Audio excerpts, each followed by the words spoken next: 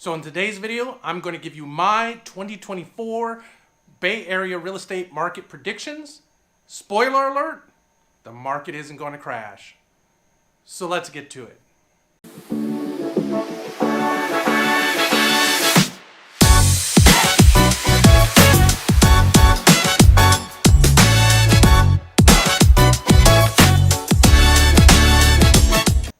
Welcome to the Thriving in the Bay Area channel. I'm Rich Fleming, your local real estate agent, and I'm here to teach you everything you need to know about living, working, playing, sleeping, eating. You know the drill.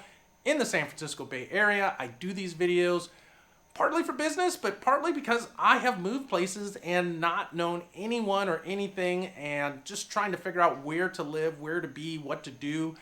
It can be a challenge. So if you do have questions, you know what to do, drop me a text, give me a call, send me an email. Contact information is below. You can also set up an appointment with me down there. So let's just jump into today's predictions. Now it's pretty common, you're scanning YouTube about real estate and you're going to see the beginning of the year predictions. One of the biggest drivers of these predictions are the Zillow.com and Redfin.com predictions. They put out usually November, December, maybe even early January. They usually might make modifications in early January. I'm going to talk about those a little bit, but I'm really going to talk about some other factors that are very specific to the Bay Area. One of the key things about these predictions you hear from Zillow and Redfin, most of the time they are talking at a national level. Real estate is a very local area, regional, neighborhood specific type of environment and situation. So you really can't take the national global predictions too literally for the specific areas that you're interested in. And even in talking about the Bay Area, well, the Bay Area is comprised of 9 counties. It is a huge region and it has somewhere around 8 million people in it. So even take these with a grain of salt. If you're interested in talking about a specific city or a specific neighborhood, reach out to me and we can talk a little bit more in specific about what's going on in that area. So every year, and it really doesn't matter what year it is, the number one question I get from people about Bay Area real estate is the market going to crash? And in a word, the answer is no. I just don't see it crashing. And I know what you're going to say. Oh, Rich, you're a real estate agent. It's your job to sell real estate. Yes, now's a good time to buy. Yes, now's a good time to sell. Well, to be honest, there's a lot of data to back up why I say this. And then secondly, quite honestly, for me, there's always people who need to buy and sell real estate. Real estate is often about life transitions. So regardless of what the market's doing, I'm here to help people, and trying to get you to buy and sell when it's not right for your life is not a long-term business success for me. So I'm going to give you a little bit more data about why I think the market is A, not going to crash, and then B, might actually once again go back to increasing prices a bit. So let's start with some of that data that explains why I don't think the Bay Area real estate market is anywhere close to crashing. Number one is when you look at delinquency rates and delinquency on mortgage rates, and what I mean by that is people who are late paying their mortgage, especially if they're 60, 90, or 120 days late, those are typically considered high probability of defaulting or going into foreclosure homes. And when you look at the data, at least on a national level, and I wasn't able to find specific Bay Area delinquency information, but on a national level, the number of delinquencies is about half the normal rate of delinquencies. So what you're seeing out there is the number of people, or the percentage of people who are in distress with their mortgage, is not high at all. Actually, it is lower than the typical number or the typical percentage of borrowers. So that really indicates that there's not likely to be a swath of new distressed properties coming on the market, which could potentially push down prices.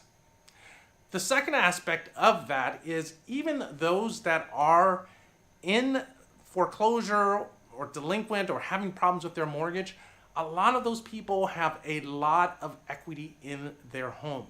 So their need to do a distressed sale, go into foreclosure, go into a short sale, and push down the prevailing neighborhood prices because they need to dispose of their property quickly, it's just not there. They have equity in their property, and if they act in somewhat of a timely manner, they are able to get full market price for their home, pay off their mortgage, and still walk away with funds. That situation does not encourage a crash or a decrease in prices. So a couple of other factors that lead me to believe that a crash is not in the cards for the Bay Area. The overall unemployment rate is still very low nationally and in the Bay Area. Obviously, losing employment, losing your income is probably one of the biggest reasons people are pushed into potential foreclosure or delinquency on their mortgage. And you're still seeing very low unemployment rates. Now, later on in the video, I'll talk about some potential layoff employment challenges in Silicon Valley, but overall, the employment picture is still looking very good, and that supports the overall strength of the real estate market. So a fourth and probably most important reason I don't see a crash in Bay Area real estate coming is that there's still a fundamental imbalance between the demand for housing and the supply of housing. We still are very short of housing in certain areas. Even throughout these higher interest rate environment times, you still have certain areas that are getting multiple bids on homes. And as rates decline, you're going to see more competition, more people, more buyers coming back into the market. And when you see that supply and demand dynamic, it is unlikely to drive a crash in prices. So let me jump into some predictions for specific parts of the Bay Area. And you have to couch all of these predictions based on a couple of things. One, the Federal Reserve has indicated or signaled that they will probably cut interest rates 3 times in 2024. Many experts think they're going to start doing this in March. I think the Fed's going to be more conservative, make sure that they've tamped down inflation, and they will probably start in May. They've said 3 cuts. You can anticipate each of those cuts will probably be about 0.25% or 0.75% overall. That should probably push interest rates down from the mid 6s, maybe low 6s that they are now, to the low 6s, to the maybe mid 5s. So I think that will bring people off the sidelines, both as buyers and sellers, as they have had time to adjust to the new reality, and that, you know, rates are down from that 8% range down to the 6 or 6 under 6 range. That can be a significant difference in people's financial situation, and that's going to bring out more people to the market. The other factor to consider about housing overall here in the Bay Area is, like I mentioned earlier, there's just not enough new construction for housing going on, and that isn't going to change in 2024. There are a number of new home developments going on throughout the Bay Area, but when you look at the number of permits issued in California per 1,000 people compared to states like Arizona, Texas, and Florida, we're just behind. We're just not building enough housing here. And until we solve that problem, demand's going to exceed supply, and that's going to, really support higher prices and increasing prices. So what's gone on with home prices here in the Bay Area since mortgage rates increased so dramatically from 2021 to the end of 2023?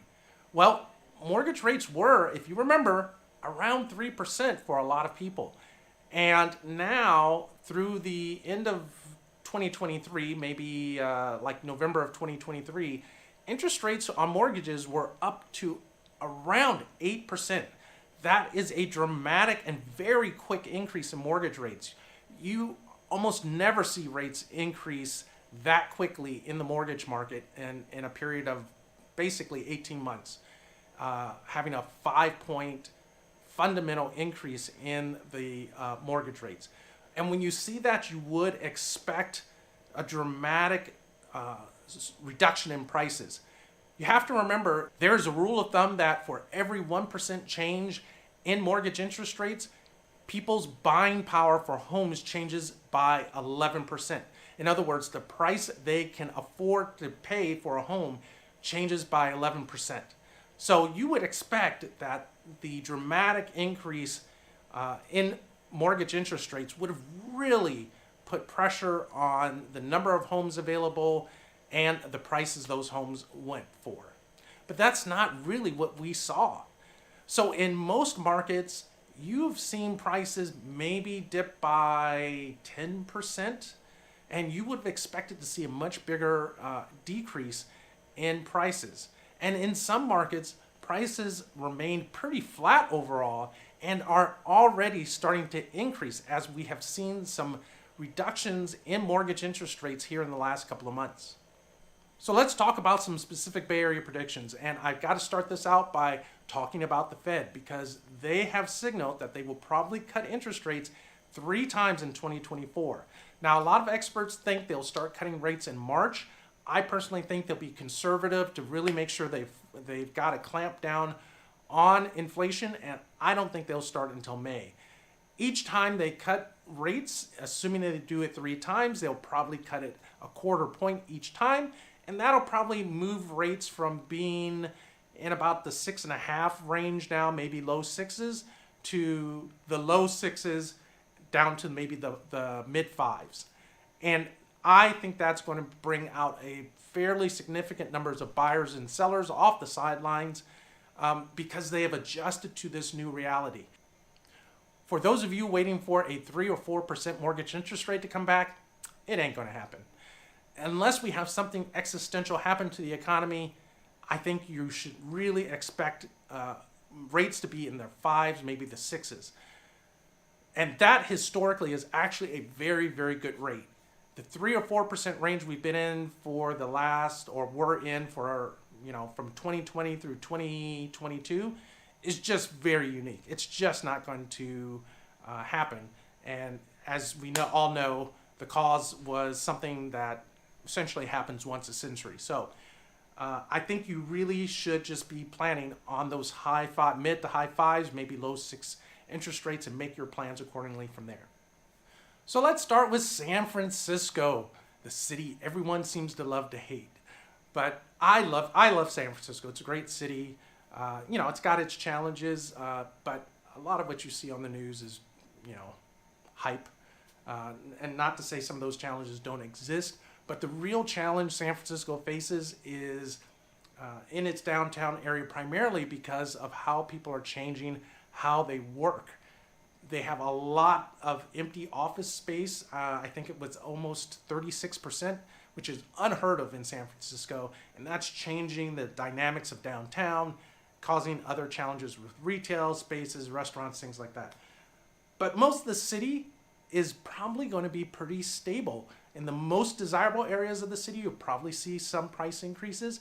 And I think in the downtown and south of Market area, which is heavily condo dominated, I think you're going to see a little bit of softness in that particular segment of the San Francisco market. But overall, you're probably going to see overall price stability in San Francisco.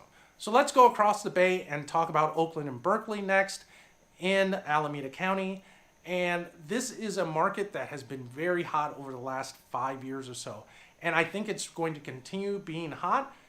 What you are seeing is a lot of people who lived in San Francisco, Peninsula, the Silicon Valley have moved to the East Bay, whether it be Fremont or points north of there in the East Bay, Oakland, Berkeley, Walnut Creek, Pleasanton. And the reason why is relative affordability. So if you have been living in San Jose and now you can work remote most of the time, well, the housing prices, the price differential between Berkeley and San Jose can be 15 to 25%. So you may be able to get a lot more for your dollars by living in Oakland. And if you have to go into the office once a week, twice a week, you may be willing to do it to get more house, to get a far nicer house for the same dollars you would have spent in San Jose. So for that reason, Oakland and Berkeley, I anticipate prices to increase some, probably up to about 5% next year, depending on what interest rates do. But Oakland and Berkeley have been very hot markets, as I mentioned earlier, and I just don't see that changing. There's not much new construction in those cities at all. Next, Santa Clara County, San Jose, Sunnyvale, some of the other cities in Santa Clara County. This is the heart of Silicon Valley, and this is going to be a very interesting market. So this is where the employment situation is really going to impact what happens. Over the last year, or in 2023, I think there were something like, I want to say 30,000 layoffs at tech companies. And since the beginning of this year, I think about another 8 to 10,000 layoffs have been announced. And they're not all just in the Silicon Valley. It's worldwide for these companies. But most of their employees do live in this area and work in this area. And it hasn't had a huge impact on the real estate market. But if these layoffs continue, and if there is more pressure, especially from the major tech companies, as they try and reduce their compensation packages, you are going to see some contraction in that market. Now, is that all going to occur just in 2024? Probably not. I don't see any kind of collapse in Silicon Valley, but it is going to kind of temper price increases, I think. People are a little bit more nervous about what their possibilities, their job security in Silicon Valley. So you won't quite see people extend themselves as much, I don't think, to buy. But once again, the supply and demand dynamic is out of balance there. So you might see 0 to 5% increases, whereas in Berkeley and Oakland, as I mentioned earlier, you might actually see 5% or more increases. Next area we'll talk about is the Tri-Valley in the East Bay. This is generally the cities of San Ramon, Dublin, Pleasanton. You can include Danville. You can include Livermore in those cities. And this is, I believe, going to be one of the hottest markets in the Bay Area. And the reason why is price affordability relative to the Silicon Valley, and it has a lot of what people desire as far as family dynamics. If they have families, very strong school districts, very safe areas, a good mix of modern new housing and older, more established housing, and it is just pretty convenient for commuting down to the Silicon Valley if you have to do that. But once again, given that people can often work more remote, it offers that perfect dynamic, especially for families. So this is going to be a market where I think you're going to see definitely 5% increases in 2024. You may see more with anecdotal evidence from other agents in my office who are helping clients with homes in these areas. They're seeing 10, 15, even up to 20 offers on homes right now. So when you start to see that, you're definitely going to see some price increases. Solano County, so this is in the North Bay, and it includes cities such as Vallejo, Benicia, Suisun, Vacaville, and Fairfield. Those are the major cities, and I think you're going to see a lot of activity in this area. And part of the reason I think you're going to see this activity is that it's just been one of the hotter regions over the last 5 to 10 years. Home affordability in this region is very good by Bay Area standards. And this is probably the area where you're seeing the most new home construction in the Bay Area. You're seeing it a little bit also in East County of Contra Costa County, but you're definitely seeing it in Solano County, Fairfield, and Vacaville especially. So because of the new builds, are you going to see a ton of price increases? Maybe not, and you generally don't see the strength of price increases that you do in some parts of the Bay Area that are closer into Oakland and San Francisco or to Silicon Valley. But I definitely think you'll see more activity, if not strong price increases. The number of new homes being constructed coming on the market kind of tempers price increases in existing homes, but we'll have to see what happens in the market. But I think there's going to be a lot more sales activity in Solano County. So given the dramatic rise in interest rates, why haven't you seen a dramatic decrease in prices in the Bay Area? Well, it's simple. The dramatic increase in interest rates caused essentially a dramatic decrease in the number of people who put their homes up for sale.